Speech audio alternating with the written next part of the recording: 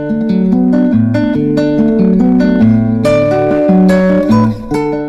menjadi tujuan kami di sini lebih kepada bagaimana kami bisa mengumpulkan teman-teman remaja dan pada satu waktu nanti mereka juga bisa berdaya, dan karena pendampingan kita lebih kepada remaja, kita juga akan terus berkoordinasi dengan dinas PP. Kegiatan hari ini menjadi bagian yang sangat penting untuk kita untuk tahu lebih banyak tentang persoalan-persoalan yang menyangkut hak seksual reproduksi teristimewa pada kelompok remaja. Memang kalau kita berbicara reproduksi, kenapa kita kemudian mengatakan ada reproduksi perempuan itu tidak menafikan bahwa kemudian di situ juga laki-laki ada di dalamnya, karena kami bergerak di perempuan, tapi kita juga berkegiatan terkait dengan pengetahuan gender. Kita bicara tentang gender, tadi dikatakan dengan selama ini orang salah menafsirkan bilang gender masih perempuan, padahal sebenarnya tidak. Tapi baik laki-laki, perempuan, anak-anak, manula, itu semuanya masuk di dalam komponen gender tersebut. Kita mengetahui hak asasi perempuan adalah bagian dari hak asasi manusia juga, dan kita ketahui kita berbicara tentang reproduksi, dan seringkali hingga saat ini meskipun sudah banyak kemudian usaha saya dilakukan, tidak sedikit kasus meskipun laki-laki juga mengalaminya, tapi kalau kita lihat dari laporan tentang kasus yang mengalami kekerasan, mengalami tindakan pelecehan seksual lebih banyak perempuan. Kemudian ya kita akan berdiskusi, jadi akan ada sharing antar adik-adik kita membagi kelompok.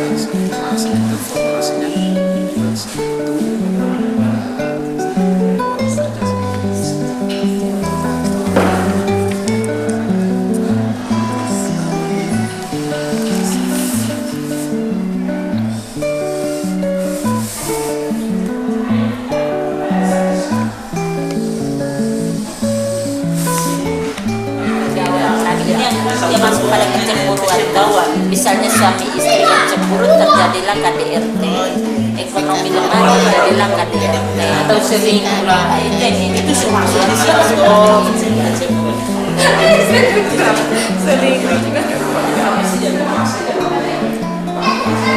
Perumahan juga memberikan sekolah khususnya bidang geologi siswa mahasiswa yang kita berbicara tentang kita bahas lewat pendidikan. Untuk tingkat nasional ada banyak undang-undang yang mengatur tentang itu, tapi di tingkat lokal di Kabupaten PTU sudah ada satu perda yang namanya Perda tentang Kesehatan Ibu Bayi Baru Lahir nomor 4 tahun 2011. Lalu adalah undang-undang perlindungan dan undang-undang lain. Daratan Timur ini ada beberapa mitos yang sampai saat ini masih dipegang teguh. Larangan bagi perempuan yang sedang datang bulan untuk tidak mandi atau cuci kepala, tidak boleh makan nanas karena dikhawatirkan menghilangkan keperawanan. Lalu ada lagi tradisi sifon bagi remaja putra yang habis sunat. Tradisi lain lagi melahirkan, ibu-ibu biasanya masuk dalam rumah ulat lalu dipanggang, biasanya katanya untuk beri kekuatan bagi ibu dan bayi. Kebiasaan atau tradisi masyarakat tertentu yang pemale dengan makanan tertentu. Yang berikut tradisi mas kawin atau belis ini yang nanti kemudian kemudian berrelasi dengan ADRT. Mas kawin ini dianggap sebagai layanan sehingga kemudian menjadi alasan terjadinya kekerasan dalam rumah tangga. Hingga saat ini sudah ada puskesmas dan polindes di kecamatan bahkan di desa-desa. Ditambah lagi dengan tenaga bidan yang berada di setiap desa. Pojok asih masih dalam wacana. Lalu konseling bagi ibu-ibu pasca melahirkan, tapi bagi remaja belum. Di rumah sakit sudah ada pap smear, tapi jarang digunakan karena banyak orang, terutama ibu-ibu yang enggan memeriksakan diri. Ada daerah atau desa yang masih sulit dijangkau dengan transportasi.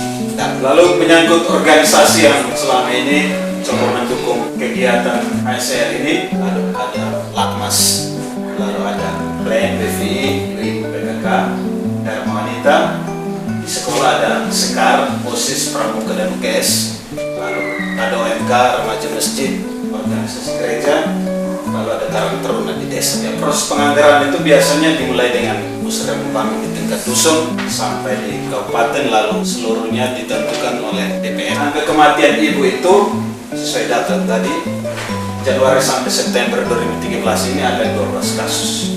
Angka kematian bayi 8 kasus, angka kematian balita 20 kasus. Itu di luar kecelakaan. Soal pernikahan dini ini masih ada juga. Itu ada remaja yang masih ada di sekolah dan hamil bisa ikut ujian nasional. Itu dalam diskusi tadi kan sudah sempat ngomong bahwa ini nanti akan polemik karena di satu sisi harus ada hak anak untuk mendapat pendidikan yang sebaik mungkin, lalu di sisi lain ada kurikulum yang menekankan karakter. Lalu soal HIV/AIDS, trafficking, KDRT, aborsi, nafsu atau narkoba ini kami belum menemukan data, tetapi itu ada. Misalnya untuk HIV/AIDS belum ada NGO yang bergerak khusus di bidang pendampingan orang-orang yang terkena HIV/AIDS. Atau aborsi biasanya diketahui setelah korban meninggal. Kalau yang korbannya tidak ada korban biasanya aman-aman, sulit dideteksi. Mungkin ya Biko atau bapak-bapak dari kepolisian yang punya data cukup. Pemahaman seksual reproduksi remaja. Kami mengambil contoh mimpi basah. Terjadi pada umur remaja kira-kira 16 tahun. Bisa terjadi pada teman-teman cowok yang sering memikirkan teman-teman ceweknya. Pada saat mengalami mimpi basah, secara pribadi teman-teman belum mengetahui. Tetapi karena bercerita dengan teman-teman yang lain, maka mendapat pengetahuan tentang mimpi basah ini sendiri. Permasalahan seksual reproduksi si remaja seperti payudara pada perempuan membengkak yang akhirnya menyebabkan kanker. Tindakan aborsi yaitu tindakan pengguguran janin yang kami ketahui dari masyarakat bisa menyebabkan seorang perempuan mengalami kematian. Sifon, teman-teman mesti tahu sifon itu apa? Sifon harus dilakukan dengan alasan supaya darah kotor yang ada dikeluarkan sehingga tidak mengakibatkan penyakit. Di sekitar kami juga biasa terjadi kekerasan terhadap pacar, seperti melakukan tindakan pemerkosaan, merendahkan pasangan dengan mencaci maki pasangan, atau memukul-mukuli pasangan, perselingkuhan. Dan itu ada di masyarakat, juga ada di keluarga. Menikah usia muda ini dikarenakan hamil di luar nikah. Dan kalau hamil di luar nikah pada remaja biasanya diberikan sanksi dari sekolah. Menikah di luar muda juga karena ketangkep basah sedang berhubungan. Akses informasi kesehatan reproduksi biasanya kami membaca di koran, buku-buku pelajaran, berpengetahuan dari penyuluhan dari dokter, guru-guru, dan bisa juga dari teman-teman. Selain itu, kami belum paham tentang internet. Di Lurasi dan sekitarnya jaringannya masih minim. Ya, mitos tentang seksual. Perempuan yang sedang berbadi dua tidak boleh memotong ayam. Perempuan yang sedang hamil atau berbadan dua harus memegang alat tajam. Setelah sifon, ini yang paling fatal buat kami. Setelah sifon harus melakukan hubungan dengan lawan jenis. Masa setelah sifon harus melakukan hubungan, sering saya dengar dari melakukan sifon, dan dia bercerita bahwa harus setelah sifon supaya sembuh cepat harus melakukan hubungan dengan lawan jenis. Dan ini yang membingungkan. Kalau memang dia melakukan hubungan dengan lawan jenis, apakah nanti lawan jenisnya hamil atau tidak? Setelah menstruasi dan melakukan hubungan, yang terjadi si cewek tidak mengalami kehamilan. Kelompok atau organisasi seperti pikir, jujur saja di Lurasi belum ada organisasi semacam itu yang berbicara khusus tentang seksualitas. Kondisi sosial budaya dan agama. Dari adat, cewek dan cowok yang berduaan pada malam hari, jika kedapatan maka langsung dinikahkan secara adat. Orang tua marah jika anaknya berbicara atau bertanya tentang seksual. Kalau orang tua marah jika kita bertanya tentang seksual, maka kita mau mengetahui dari mana. Jadi seorang anak jelas akan lebih berpengetahuan dari lingkungan sekitar atau lewat pergaulan hidup. Ada sanksi gereja jika ketahuan hamil di luar nikah, seperti tidak dilayani menerima sakramen pernikahan, dan itu memang di Lurasi diadakan. Sudah ada kebijakan lain kurikulum tahun 2013 tentang membentuk karakteristik keterampilan dan pengetahuan anak baru direalisasi oleh pemerintah. Terus belum semua guru itu memahami tentang kurikulum soal kondisi sosial budaya, terutama masih ada budaya pelet. Misalnya di anak-anak remaja tadi tolak itu juga penting. Soal budaya hamil tidak boleh makan ikan, tidak boleh makan telur, tidak boleh makan pisang, nanti anak besar tidak bisa melahirkan. Soal tingkat pendidikan itu sebenarnya laki-laki boleh sekolah lebih tinggi, tetapi perempuan tidak boleh. Karena kalau perempuan sekolah tinggi toh sehingga dia akan didapur. Yang berikut menikah di bawah umur itu kurang lebih 12 tahun. Di sini rata-rata sepupu dan dinikahkan itu sepupu sama sepupu dengan tujuan bahwa kekayaan yang ada itu tidak boleh jatuh di tangan yang lain. Yang berikut soal keadaan ekonomi lemah sehingga anak tidak sekolah, anak dikeluarkan dengan tujuan menikah di bawah umur. Di sekolah itu ada ruang khusus konseling anak-anak. Misalnya ketika anak-anak hamil atau punya permasalahan itu ada ruang khusus. Ada juga ruang khusus untuk bimbingan rohani. Orang tua itu belum sadar bahwa anak ini juga adalah bagian tanggung jawab mereka. Mereka menyerahkan sepenuhnya bahwa ini adalah tanggung jawab guru, tanggung jawab sekolah. Soal video bebas, video porno, anak-anak itu sudah bisa mengakses ke sana. Di sekolah juga sudah ada karismatik, ada OMK, ada remaja masjid, ada datu, dewan anak TU, Karang Taruna, ada pramuka. Terkait proses penganggaran itu sebenarnya ada anggaran-anggaran yang mendukung kegiatan-kegiatan ini. Kami menemukan bahwa bidan itu tidak menetap di setiap desa, sehingga pas saat ibu mau melahirkan itu harus dari jauh-jauh datang. Soal gizi buruk, sebenarnya gizi buruk itu banyak sekali terjadi di desa, tetapi di posyandu-posyandu itu sudah ada pemulihan, tetapi penghambatnya itu kurang dimonitor. Ini contoh konkretnya begini, misalnya anak-anak harus diberikan makanan yang bergizi oleh petugas itu, tetapi nyatanya anak-anak dikasih makan teri. Terus untuk HIV/AIDS itu juga tidak ada data yang konkret di sini, tapi di TTU juga banyak. Untuk trafficking